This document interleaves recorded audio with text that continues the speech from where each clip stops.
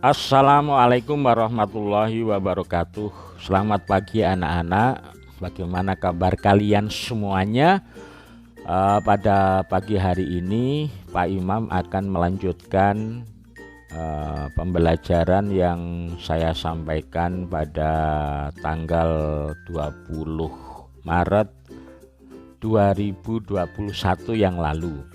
Pada pembelajaran yang lalu Pak Imam telah menjelaskan atau menampilkan pembelajaran tentang menganalisis unsur intrinsik dari sebuah cerita rakyat. Kemudian saya juga telah memberikan sebuah tugas untuk mengidentifikasi tentang persamaan dan perbedaan dua cerita rakyat tersebut. Nah, pada pagi hari ini saya akan membahas tentang analisis intrinsik dari kedua cerita tersebut dan mengidentifikasi persamaan dan perbedaan dari kedua cerita tersebut. Anak-anak sekalian yang saya cintai, dalam minggu yang lalu saya telah menyajikan dua cerita rakyat. Dari kedua cerita rakyat tersebut, yang pertama adalah cerita rakyat Malin Kundang. Yang kedua adalah cerita rakyat Batu Menangis. Kemudian kalian telah mengerjakannya di buku tulismu sendiri-sendiri. Nah, pada pagi hari ini marilah kita cocokkan, ya, kita koreksi apakah hasil pekerjaanmu itu sudah benar ataukah masih ada yang perlu diperbaiki atau bagaimana. Baiklah anak-anak, kita mulai pembelajaran bahasa Indonesia pada pagi hari ini. Yang pertama adalah kalian disuruh untuk menganalisis unsur intrinsik dari kedua cerita tersebut, yaitu cerita Malin Kundang dan Batu Menangis. Sebelum menganalisis unsur intrinsik, ingin saya ulangi lagi yang dimaksud dengan unsur intrinsik, yaitu unsur yang membangun karya sastra dari dalam karya itu sendiri. Unsur intrinsik itu meliputi tema, alur, penokohan, latar cerita, gaya, amanat, dan sudut pandang pengarang atau point of view. Jadi kalau misalnya kalian disuruh menganalisis unsur intrinsiknya, maka kalian harus mengetahui atau mendeskripsikan tentang tema, alur, penokohan, latar cerita, gaya, amanat, dan sudut pandang pengarang. Nah, khusus untuk gaya dan sudut pandang pengarang tidak kita analisis, ya.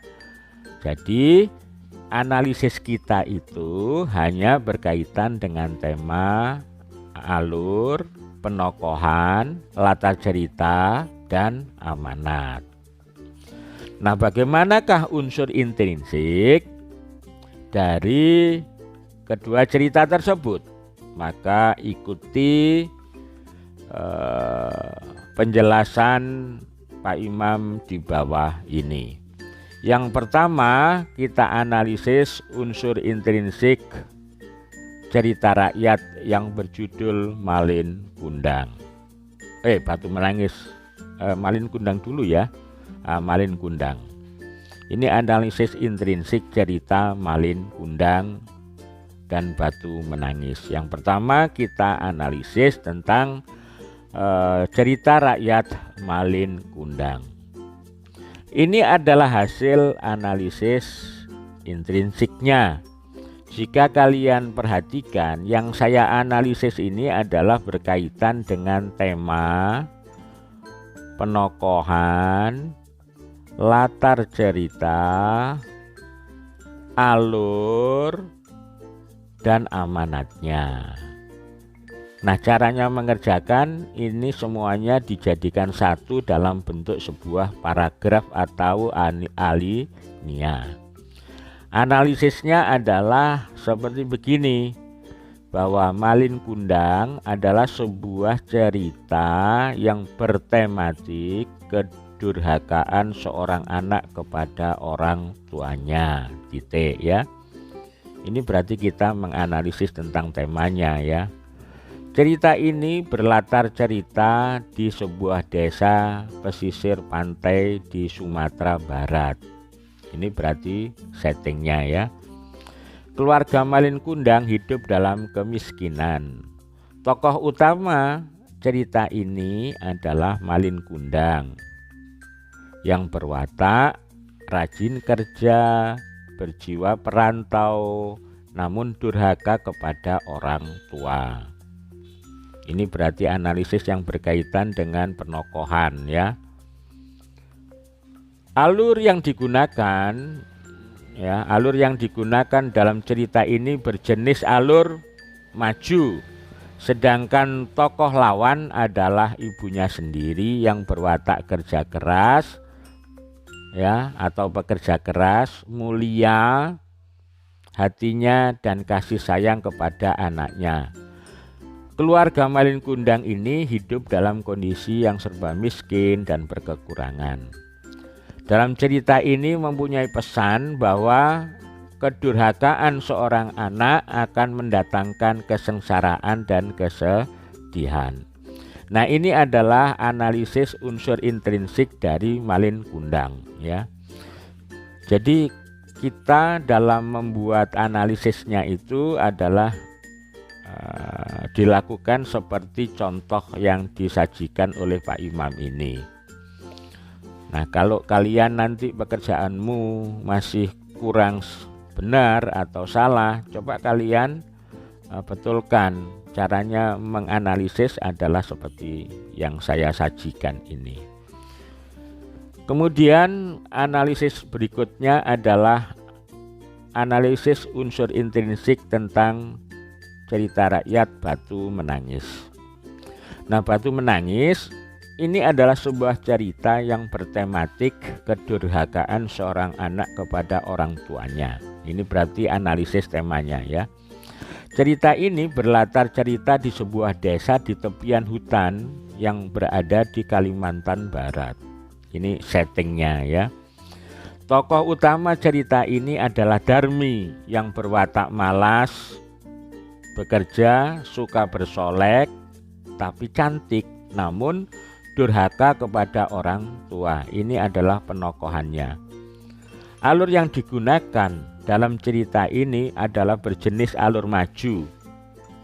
Sedangkan tokoh lawannya adalah ibunya sendiri ya, yang mempunyai watak pekerja keras, mulia hatinya, dan kasih sayang kepada anaknya. Keluarga Darmi ini hidup dalam kondisi yang serba miskin dan berkekurangan setelah ditinggal ayahnya meninggal dunia. Nah, cerita ini mempunyai pesan bahwa kedurhakaan seorang anak akan mendatangkan kesengsaraan dan kesedihan. Ini adalah analisis intrinsiknya. Nah, selanjutnya anak-anak, bagaimana persamaan dan perbedaan antara Malin Kundang dan Batu Menangis? Yang pertama, kita akan ikuti perbedaannya dulu ya. Kita akan mengikuti perbedaan cerita Malin Kundang dan Batu Menangis. Kalau misalnya perbedaannya itu dilihat dari asal ceritanya, Malin Kundang ini adalah cerita berasal dari Sumatera Barat. Tapi kalau Batu Menangis ini adalah asal ceritanya adalah dari Kalimantan Barat. Kemudian kalau dilihat dari tokoh utamanya, kalau Malin Kundang tokoh utamanya itu adalah Malin Kundang. Sedangkan kalau Batu Menangis itu tokoh utamanya itu bernama Darmi. Jika dilihat dari aspek perwatakannya, perbedaannya, kalau Malin Kundang ini adalah pekerja keras, sedangkan kalau cerita Batu Menangis ini watak tokoh utamanya itu adalah pemalas ya. Nah, sekarang kita lihat dari perbedaan latar cerita. Kalau misalnya Malin Kundang, latar ceritanya itu adalah terjadi pada dahulu kala di pesisir pantai di Sumatera Barat. Tetapi kalau Batu Menangis ya, ceritanya itu terjadi di pedesaan, di tepi hutan. Lokasinya di Kalimantan Barat. Nah, perbedaan-perbedaan ini anak-anak bisa kalian cari setelah kalian menyimak kedua cerita itu. Kamu mungkin bisa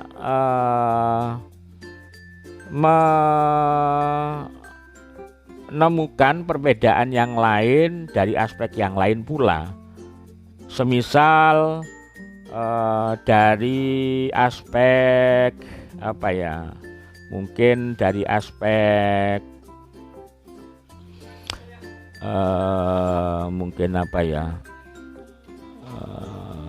Mungkin bahasanya atau bagaimana itu boleh ya. Nah, sekarang kalau misalnya kita ingin mengetahui persamaannya, apa persamaan antara kedua cerita tersebut? Jika kalian simak, maka ada persamaan antara kedua cerita tersebut. Persamaannya itu apa? Persamaannya itu adalah bahwa kedua-duanya itu berjenis cerita rakyat. Baik Malin Kundang maupun Batu Menangis itu adalah cerita rakyat. Apa yang dimaksud dengan cerita rakyat? Jadi yang dimaksud dengan cerita rakyat itu adalah sebuah cerita yang tumbuh dan berkembang di tengah-tengah masyarakat, yang persebarannya itu adalah dilakukan dari mulut ke telinga. Jadi cerita rakyat itu termasuk tradisi lisan. Nah, antara Malin Kundang dan Batu Menangis ini kedua-duanya itu berjenis cerita rakyat. Yang kedua, ada persamaan bahwa kedua-duanya itu bersifat anonim. Apa yang dimaksud dengan anonim? Yang dimaksud anonim itu adalah pengarangnya itu tidak ditulis ya.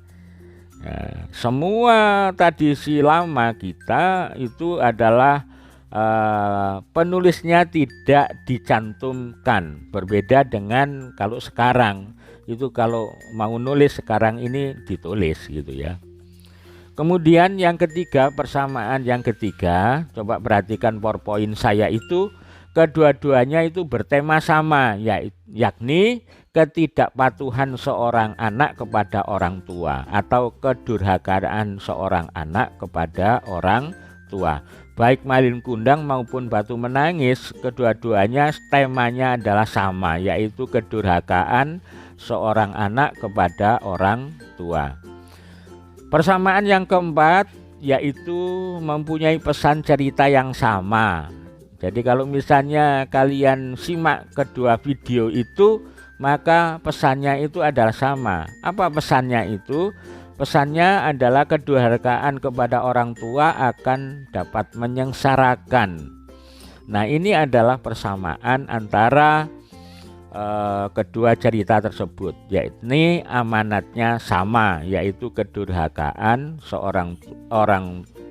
kedurhakaan seorang anak kepada orang tuanya akan dapat menyengsarakan. Kemudian yang kelima, persamaannya adalah bahwa jenis alur yang digunakan dari kedua cerita itu adalah berjenis alur maju. Nah, Ini setidak-tidaknya persamaan antara Malin Kundang dan Batu Menangis. Kalian boleh juga menemukan, barangkali kalian menemukan persamaan-persamaan yang lain dari kedua cerita itu, ya. Ini minimal begitu. Nah, setelah kita mengetahui perbedaan dan persamaan, maka selanjutnya apa refleksinya dari menyimak dari kedua cerita tersebut. Nah, ternyata anak-anak, ada cerita di Nusantara ini yang mempunyai satu kesamaan, seperti yang terjadi di Sumatera Barat. Ada kesamaan ceritanya dengan yang terjadi di Kalimantan Barat. Jadi cerita yang berkembang di Sumatera ternyata ada juga yang sama, mirip ceritanya yang berkembang di Kalimantan Barat. Nah, banyak cerita-cerita kita yang mempunyai persamaan di beberapa daerah seperti Dewi Sri. Dewi Sri itu di Jawa ada, di Bali juga ada cerita Dewi Sri, di Tanah Melayu juga ada, di Pulau Kangean juga ada, di Kalimantan juga ada cerita Dewi Sri, di Maluku juga ada cerita Dewi Sri.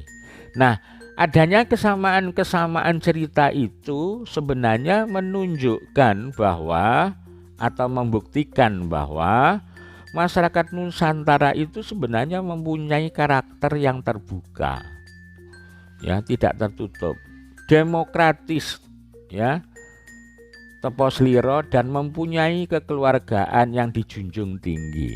Apa buktinya? Buktinya adalah masyarakat yang hidup di Sumatera bisa menerima cerita yang bertumbuh dan berkembang dari Jawa.